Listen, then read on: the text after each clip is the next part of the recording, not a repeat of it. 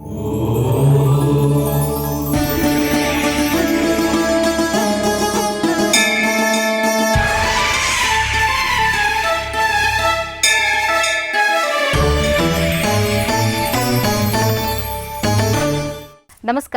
ETV live ఆధ్యాత్మిక channel తీర్థయాత్ర కార్యక్రమానికి స్వాగతం. రాముడు ఉన్న చోట హనుమంతుడు కొలువై ఉంటాడని ప్రతీతి.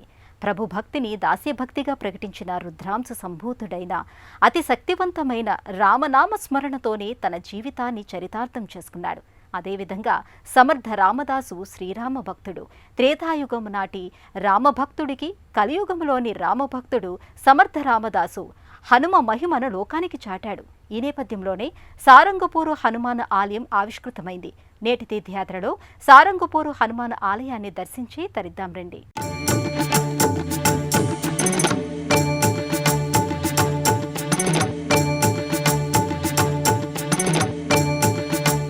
భక్తి, యుక్తి, శక్తి అనే త్రివేణి సంగమములో సంగమించిన దివ్యత్వం హనుమంతుడిది. శ్రీమద్ రామాయణంలో లోక కళ్యాణార్థం సీతారాముల కళ్యాణాన్ని జరిపించింది విశ్వామిత్రుడైతే, విడిపోయిన జంటను మరలా కలిపి జగత్ కళ్యాణం చేసినవాడు ఆంజనేయ స్వామి. సీతమ్మ తల్లిని రామయ్య తండ్రిని కలపడం అనేది ఒక యోగం. జీవరాశికి ప్రతీక అయిన సీతమ్మ తల్లిని పరమాత్మను ఐక్యం చేయడమే ఇక్కడ యోగం. దివ్య శక్తుల అనుసంధానకర్తగా యోగేశ్వరుడైన అంజనీపుత్రుడు సారంగపూరు హనుమాన్గా కొలువయ్యాడు. जय हनुमान ज्ञान गुण सागर जय कपीसति लोक उजागर रामदूत अतुलित बलधामा अंजनी पुत्र पवन सुत नामा महावीर विक्रम बजरंगी कुमति निवार सुमति के संगी कंचन वर्ण विराज सुवेश कानन कुंडल कुंचित केश हाथ वज्र हरध्वजा विराजे कांधे मूंज जने जय शंकर सुवन केसरी नंदन तेज प्रताप महाजन वंदन विद्यावान गुणी यदि चातुर राम काज करिवे को आतुर प्रभु चरित्र सुनिवे को रसिया राम लखन सीता मन बसिया सूक्ष्म నిజామాబాద్ జిల్లా కేంద్రానికి 7 కిలోమీటర్ల దూరంలో ఉన్న సారంగపూర్ హనుమాన్ ఆలయాన్ని ఛత్రపతి శివాజీ కాలంలో సమర్థ రామదాసు నిర్మించినట్లు చెబుతారు.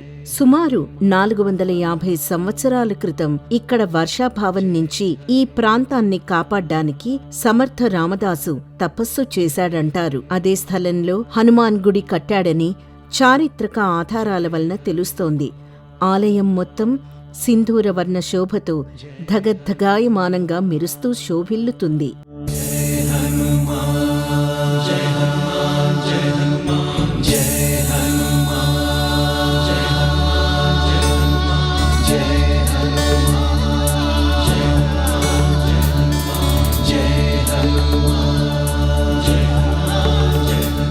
సారంగపూర్ హనుమాన్ ఆలయ నిర్మాణాలు మరాఠా సంస్కృతిని ప్రతిబింబిస్తాయి.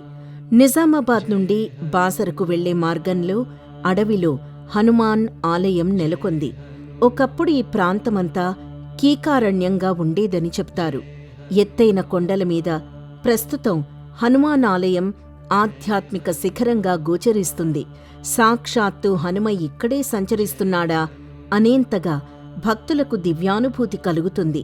సమర్థ రామదాసు భక్తి ప్రపత్తులకు నిదర్శనంగా హనుమంతుడు స్వయంభూగా వెలిశాడనే కథనం ప్రచారంలో ఉంది. సారంగపూర్ హనుమాన్ మఠానికి 100 ఏళ్ల చరిత్ర ఉంది. నిజాం కాలం నాటి కరువు పరిస్థితులకు ఇక్కడి ఆలయ స్థల పురాణం అద్దం పడుతుంది. శ్రీ సారంగపూర్ హనుమాన్ దేవాలయము శ్రీ సారంగపురం నిజామాబాద్ నుంచి 7 కిలోమీటర్ అడవి ప్రాంతంలో ఉంటుంది.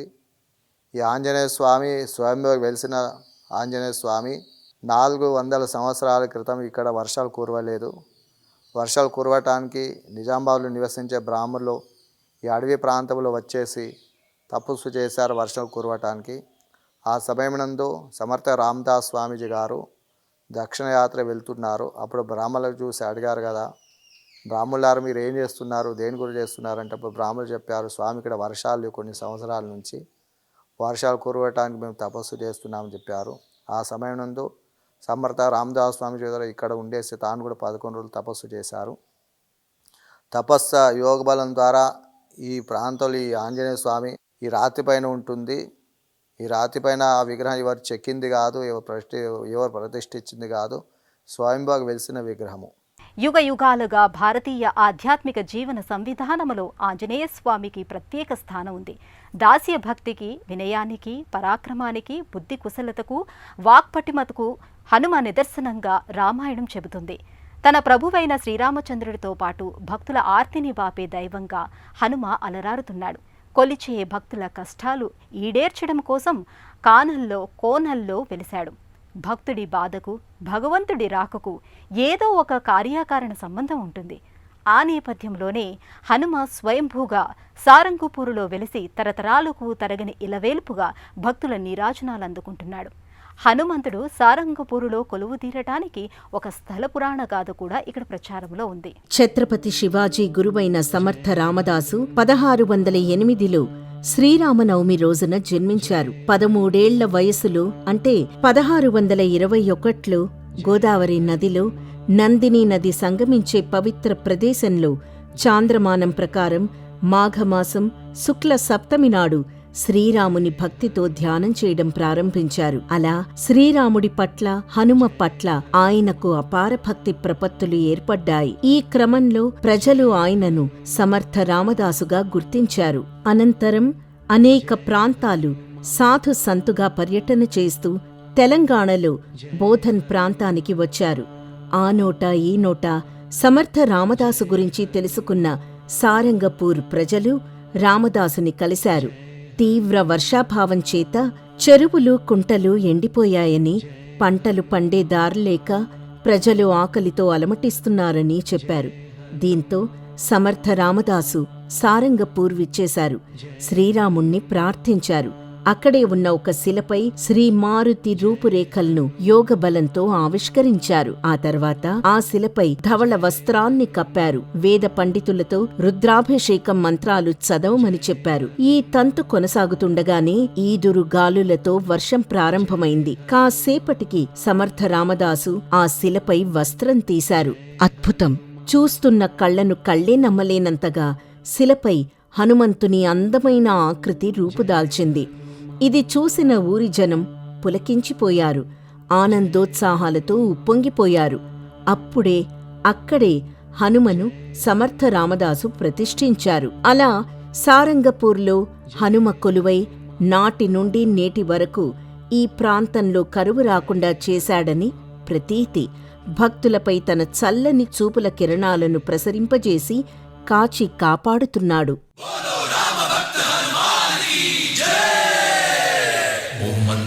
మారుతవేగా ఓం తత్సత్తాపసయోగా ఓం ఓం వానరనేత ఓం నమో నమ భావి విధాత రామ లక్ష్మణ జానకి జయము జయము హనుమానికి భయము భయము రాలంకకి జయ జయ మనరా హనుమానికి చింత తీర్చరా సీతకి జయ జయ జయ హనుమానికి. నిజామాబాద్ను పూర్వం ఇందూరుగా వ్యవహరించారు. ఈ ప్రాంతానికి ఎంతో చారిత్రక నేపథ్యం కూడా ఉంది. ఛత్రపతి శివాజీ ఇందూరు ప్రాంతానికి వచ్చి కోటలు, ఆలయాలు కట్టించినట్టు చారిత్రక ఆధారాల వలన తెలుస్తోంది. ఈ క్రమంలోనే సారంగపూర్లో సాధు సత్సంగులకు మఠాన్ని శివాజీ నిర్మించారని చెబుతారు. విశాలమైన ఆలయ ప్రాంగణంలో చిన్నారుల క్రీడలకు గాను ఉద్యానవనాలను ఏర్పాట్చేశారు. జ్ఞాన గుణ సాగర జయ కపీసతి లోక ఉజాగర రామదూత అతులిత బలధామ అంజని పుత్ర పవన సుతనామ మహావీర విక్రమ బజరంగి కుమతి నివార సుమతి కేసంగి కంచన వర్ణ విరాజ సువేశ కానన కుండల కుంచిత కేశ హాత వజ్ర హరుజా విరాజే కాందే మూంజ జనే భూషా జయ శంకర సువన కేసరి నందన తేజ ప్రతాప మహాజగ వందన విద్యావాన గుణీయతి చాతుర రామ కాజ కరివేకో ఆతుర ప్రభు చరిత్ర సునివేకో రసియా రామ లఖన సీతా మనపసియా సూక్ష్మ రూప ధరిసియ శ్రీరామ భక్తాగ్రేసురులలో హనుమంతుడికి మించిన రామభక్తుడు మరొకరు లేరు.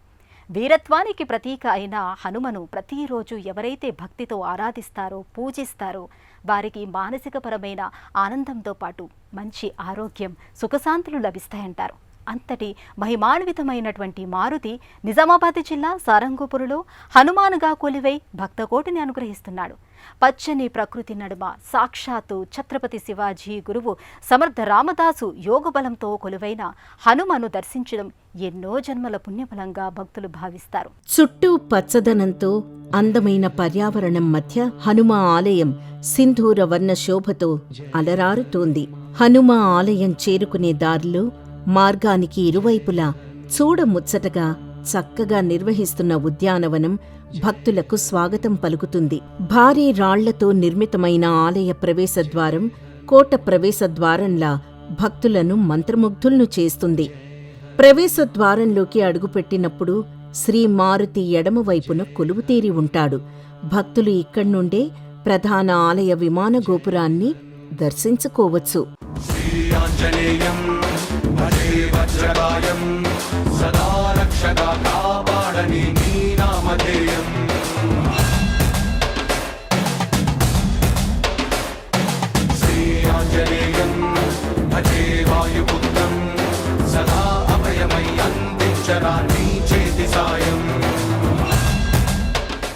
ఎనభై అడుగుల ఎత్తులో ఉన్న ప్రధాన ఆలయానికి భక్తులు చేరుకునేందుకు మెట్లున్నాయి. ఈ మెట్లెక్కగానే ఒక పెద్ద దీపస్తంభం భక్తులకు స్వాగతం పలుకుతుంది. గతంలో ఈ స్తంభంలో నూనె దీపాలు వెలిగించేవారని తెలుస్తోంది. కాని ఈ పద్ధతి ఇప్పుడు అనుసరించడం లేదు. దీంతో ఈ దీపస్తంభం కేవలం ప్రాచీన కట్టడంగానే మిగిలింది. ఈ దీపస్తంభానికి ఇరువైపులా తులసి కోటల్ను ఏర్పాటు చేశారు. ఈ స్తంభానికి కుడివైపున శ్రీ సమర్థ రామదాసు ప్రతిమను ఎత్తైన రాతి వేదికపై ఆవిష్కరించారు. మొత్తం సారంగపూర్ 1400 ఎకరాల విస్తీర్ణంలో నెలకొంది. దేశం మొత్తం మీద ఇంత పెద్ద ప్రాంగణం ఉన్న ఆలయం ఒక్క సారంగపూర్ హనుమ ఆలయమేనని తెలుస్తోంది. రామ రామ రఘురామ అని పాడుతున్న హనుమా, అంత భక్తి పరవశమా ఓ కంఠమమ్ము గనుమా, సరదాగా నా గాలి పాట వినుమా, విన్నాక బదులిచ్చి ఆదుకొనుమా.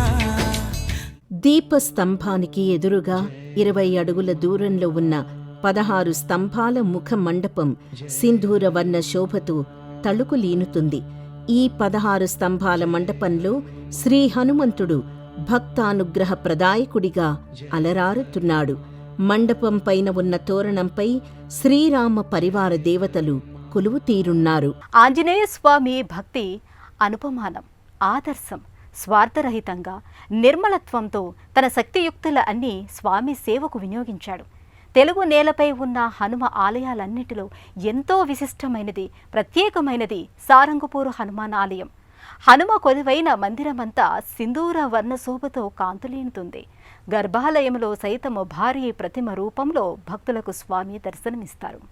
గర్భాలయంలో హనుమ దాస్యాంజనేయ స్వామిగా, సింధూర వర్ణమయంగా, అర్చావతారమూర్తిగా భక్తుల పూజలందుకుంటున్నాడు. రుద్రాంశ సంభూతుడైన హనుమ దుష్ట శిక్షణ కోసం, శిష్టజన సంరక్షణ కోసం నవావతారాలు ఎత్తాడంటారు. త్రేతాయుగంలో రామావతారంతో పాటు వాయుదేవుడి అంశతో ఆంజనేయుడిగా, ద్వాపరయుగంలో శ్రీకృష్ణావతారంతో పాటు వాయుదేవుడి అంశతో భీమసేనుడిగా, కలియుగంలో మధ్వాచార్యుల రూపంలో అవతరించారని పండితులు చెబుతున్నారు. గర్భాలయంలో హనుమ మూల విరాట్టుకి 2 బాలాలు దర్శనమిస్తాయి. కుడి చెయ్యి అభయహస్తంగా గోచరిస్తుంది. హనుమ భక్తులు 11 రోజులు, 21 రోజులు, 41 రోజుల పాటు హనుమ దీక్షలు తీసుకుంటారు. ప్రతి శనివారం హనుమకు ప్రత్యేక పూజలు నిర్వహిస్తారు. అమావాస్య, పూర్ణిమ, అష్టమి, శనివారం రోజుల్లో భక్తుల రద్దీ ఎక్కువగా ఉంటుంది. మహారాష్ట్ర, కర్ణాటక, తమిళనాడు ప్రాంతాల నుండి భక్తులు తండోపతండాలుగా సారంగపూర్ హనుమ ఆలయానికి తరలివస్తారు. జై చిరంజీవా జగదేక వీరా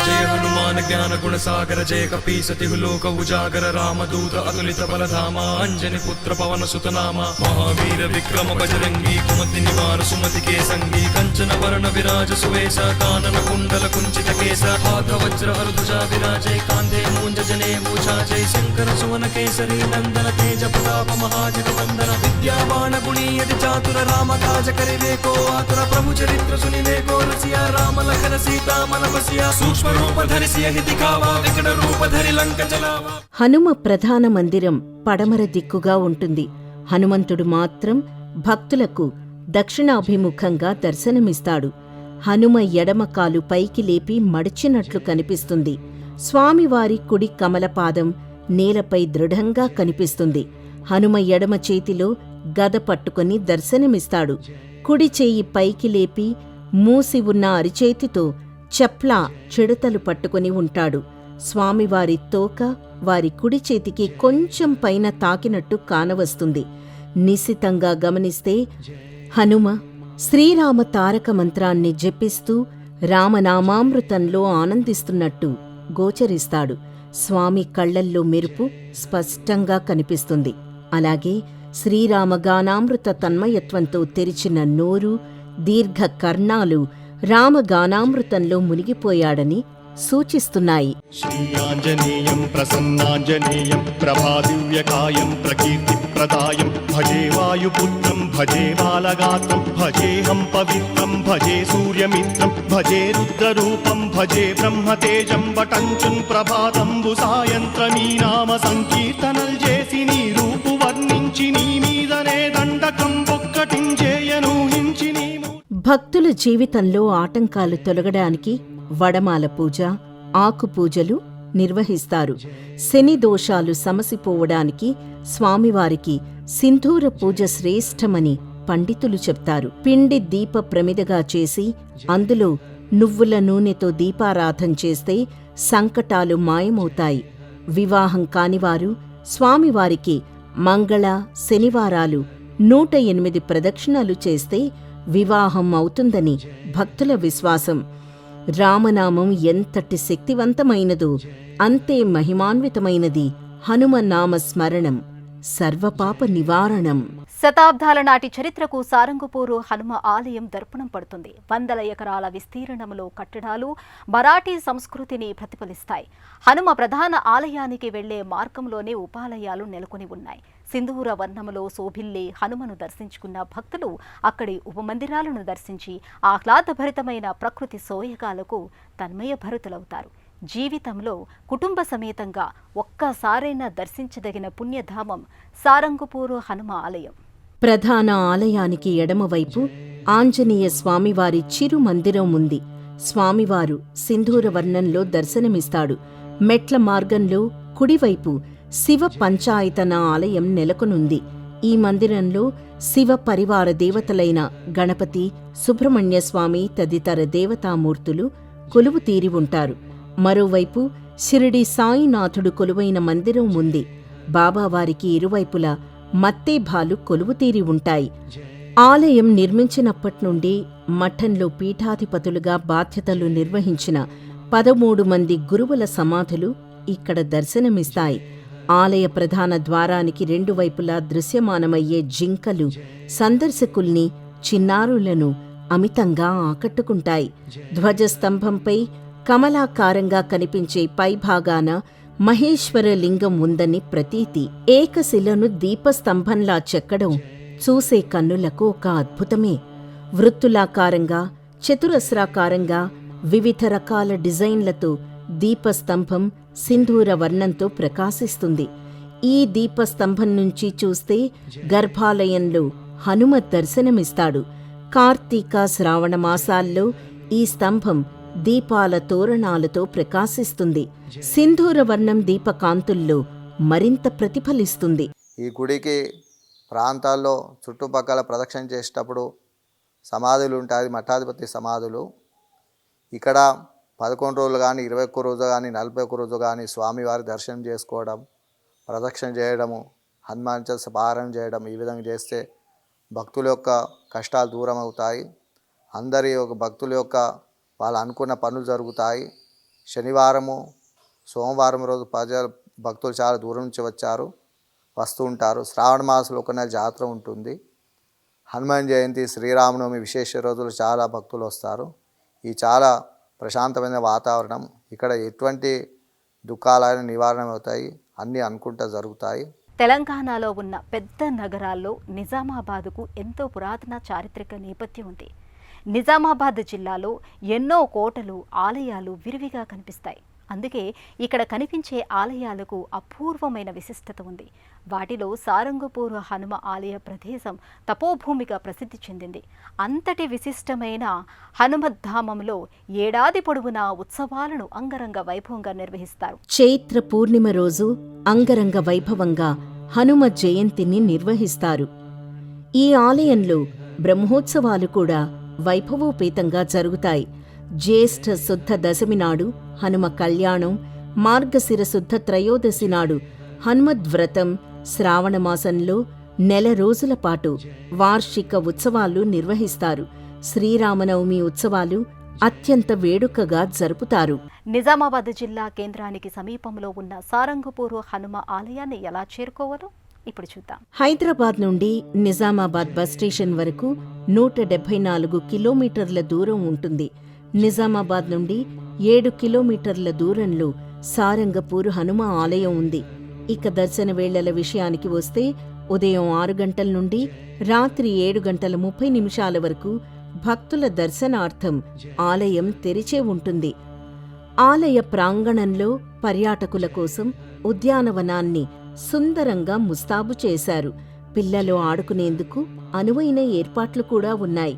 హైదరాబాద్ నుంచి బాసర వెళ్లే మార్గంలోనే ఈ దేవాలయం ఉంది. హనుమదాలయాలలో హనుమంతుని ప్రతిమలు ఒక్కో చోట ఒక్కోలా విలక్షణంగా దర్శనమిస్తాయి. ప్రసన్నాంజనేయుడు, వీరాంజనేయుడు, అభయాంజనేయుడు, పంచముఖాంజనేయుడు ఇలా అనేక రూపాలతో హనుమ మనకు దర్శనమిస్తాడు. కానీ సారంగపూర్ హనుమ మాత్రం దాస్య భక్తిని ప్రకటించే దాసాంజనేయుడుగా సింధూర వర్ణంలో శోభిల్లుతాడు. అడుగడుగున ఆధ్యాత్మికత ఉట్టిపడే సుందర మనోహర హనుమను నేత్రపర్వంగా దర్శించుకున్నాం కదా. రేపటి తీర్థయాత్రలో మరో క్షేత్ర సందర్శనంతో మళ్ళీ కలుసుకుందాం. అంతవరకు సెలవు. నమస్కారం.